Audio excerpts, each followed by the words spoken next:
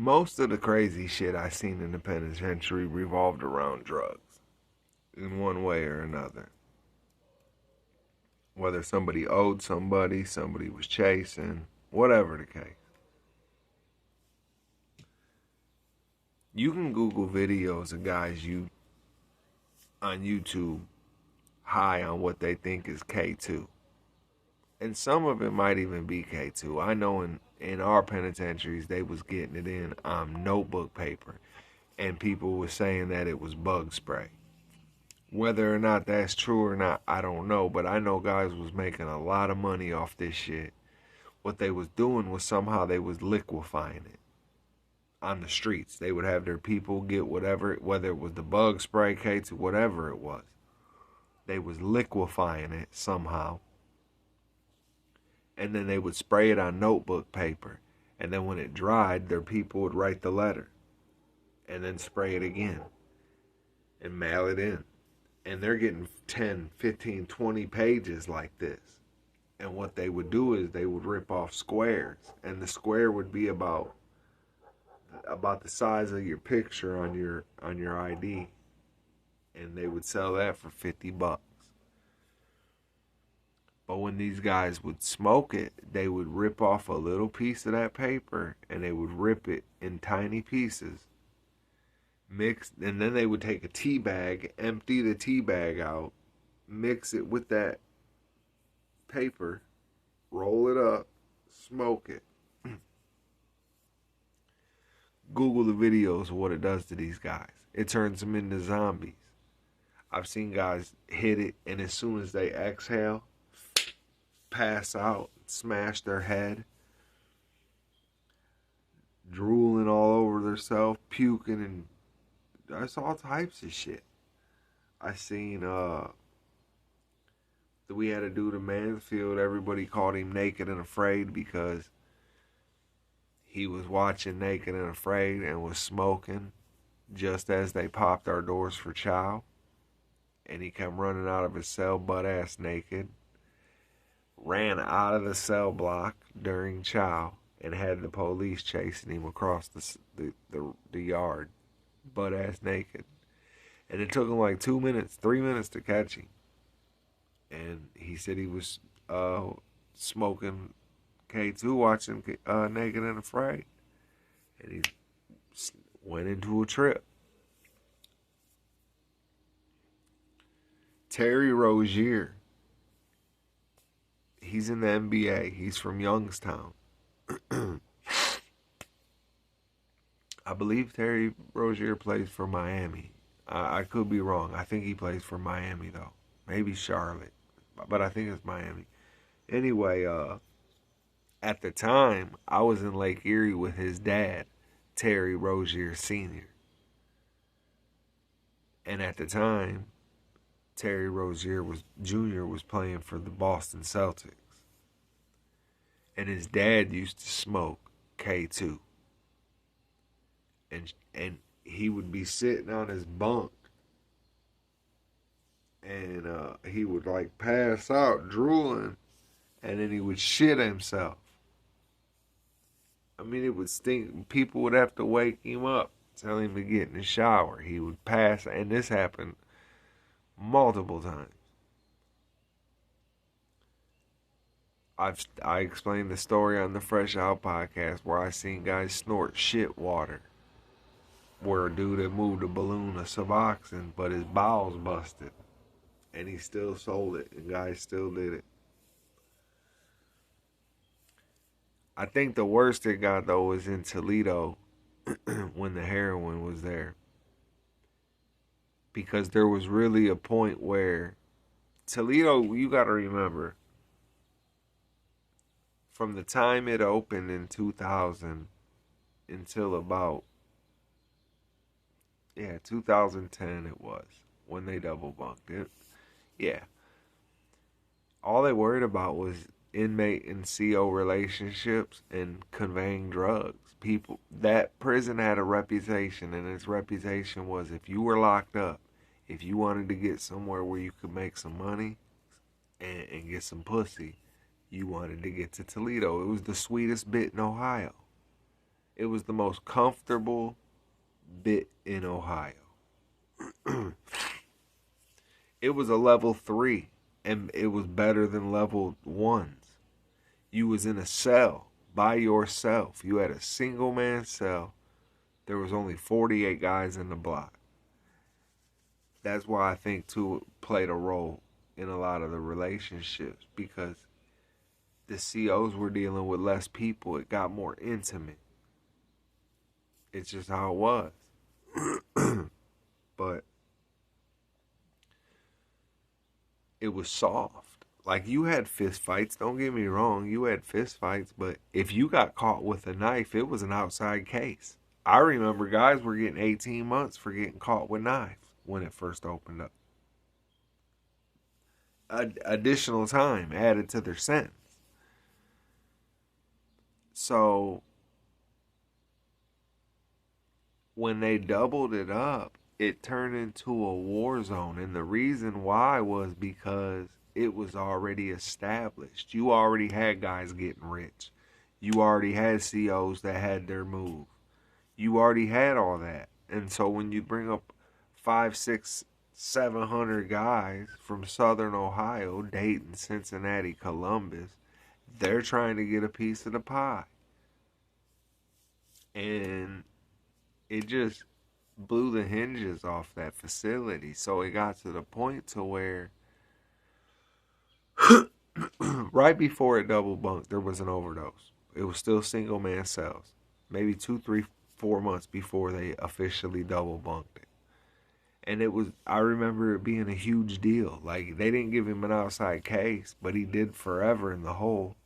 And he ended up getting shipped out to another institution.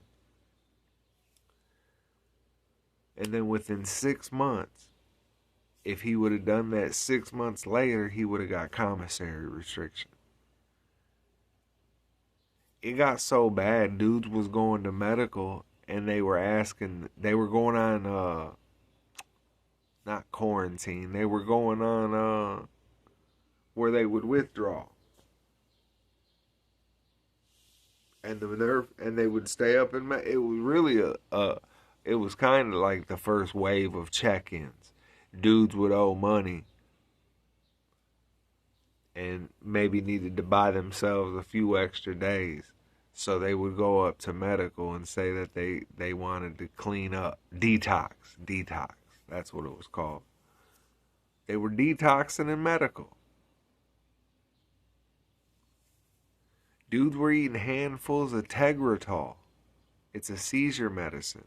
It was making dudes' fucking equilibrium all fucked up. People were falling over, busting their shit open, knocking their teeth out. On top of your standard drugs, there was so much weed in the penitentiary you couldn't give it away. It went from when I first started bidding, everybody was chasing weed. That's all you wanted. That's what the hustle was, weed. You could legally smoke. They sold tobacco in the penitentiary. I could count on one hand how many times I seen heroin my first 10 years in the joint. It was all about weed. Crack would have its runs, but it would come in and then run out and be gone, and you might not see that shit for a whole nother year. Weed was the only constant everyday hustle. And then it turned into fucking full-blown hardcore drugs. And dudes was really going to medical, sticking nurses up for needles. Because you wouldn't go to the hole. The only thing you would go to the hole for is if you got caught fucking a CO, stabbing somebody, or beating up a CO. If you got in a fight, whoever was in the block first got to stay in the block, and the other dude would get moved to another block. And they'd put you both on 72-hour cell ice. If you got caught with drugs, they would either flush it or take it, and you would get commissary restriction. If you got caught with a cell phone, they would take it, and you would get commissary and visit restriction. And then it got to the point to where they were giving out cell isolation, because they couldn't put nobody in the hole. The hole was packed with motherfuckers that was up there for real shit, violent shit. And on top of that, once people was in the hole, they was refusing cellies. So the drugs fucked the penitentiary up. It blew the hinges off that bitch. I had 3 cellies overdose. Bobby Karlowitz from Cleveland, Ohio. He was actually an AB. He was a younger dude, but he was solid. And he could fight. He was a stand-up guy. I didn't know him. He got out the hole and they put him in my cell. And he, first impressions was cool. We hit it off alright. He seemed like an alright dude. Cause I was like this. I don't care if you're black, white, Hispanic, whatever. The only thing I was gonna refuse to sell with was a sissy or a piece of shit. I don't want no thievery. I don't want no bullshit in my cell. I don't want no fucking hot boy in my cell that's gonna bring drama to the cell. I don't care if you're affiliated. I don't care what color you are. If you're a stand-up dude, I can be with you. And so that's what it was. He had made some hooch. Him and his dude Stink made some hooch. And the day it came off, they got up bright and early and was drinking. I don't know. I might have went to Wrecker. I don't know. But wherever I went, I was out of the block for a decent amount of time. And by the time I got back, they had drank all their hooch and was shit-faced drunk. But then it upped it and went and bought some heroin. Now, I've never been a heroin addict, but I know you're not supposed to mix heroin and alcohol. And on top of the fact, he hadn't done heroin in I don't know how long. He wasn't getting high every day. So he does the heroin, and he falls out immediately. I went downstairs to get some ice and came right back. By the time I got back, he was already falling out. Because we had words. I was upset. Because when I come back, him and his dude were in my cell. It was our cell, but you ain't be doing this shit in the cell. I ain't going for that. And I told him and Stink. And he did his shot, and he fell out. And he immediately turned purple around his lips and eyes. And I'm giving him chest compressions. And I couldn't get him to... I just couldn't help him. So finally I made his dude go get the CO and shit. And they ended up saving his life. And he was gone for a few days. But this ain't no bullshit. While he's gone, I get a new cellie named Big Lou. William Burnside. Bobby comes back from the hospital and now he's selling with a different guy. I got this new cellie. But immediately they're off and running. They're over in Stink cell this time getting high, and they got my new cellie with him. He's been my new cellie for maybe a week now. And he overdoses over in Stink cell. I ended up having a third cellie overdose a couple months later. But the shit was wild, man. I've seen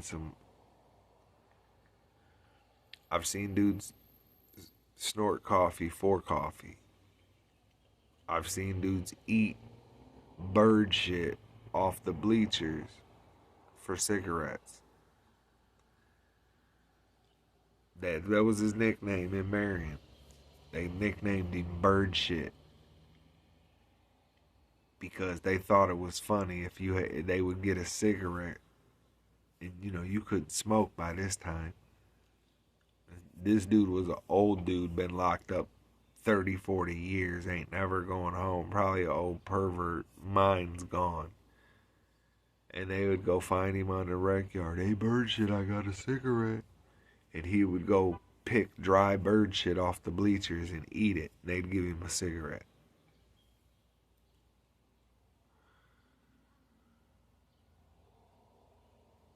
You hear about the people smoking orange peels and banana peels And I remember the first time I ever seen anybody do that. I thought that was the craziest shit I ever saw. Because they would swear they got high. Back in the day, the most exotic shit they did was blueberries and green monsters. And all them ones was like, one was like like maybe like a diabetes pill or a water pill. I don't even know, but if you ate enough of them, they said it made you feel like you were tripping. But that was probably a placebo too. I don't know. No, I seen guys get fucked up off them. But yeah, I would just say Google the videos, guys. You can see people in prison high on this shit they call K2. It's really bug spray. I would break down how they say they made it, but I don't want to because I don't want to get flagged. Plus, I don't want to be wrong because I've never done it myself. But it's crazy. But you can Google the videos of these guys in the penitentiary who are high on what they think is K2. It's insane. So imagine living with that. Yeah. So, thanks for tuning in today. Hit the like and subscribe button. Share the video.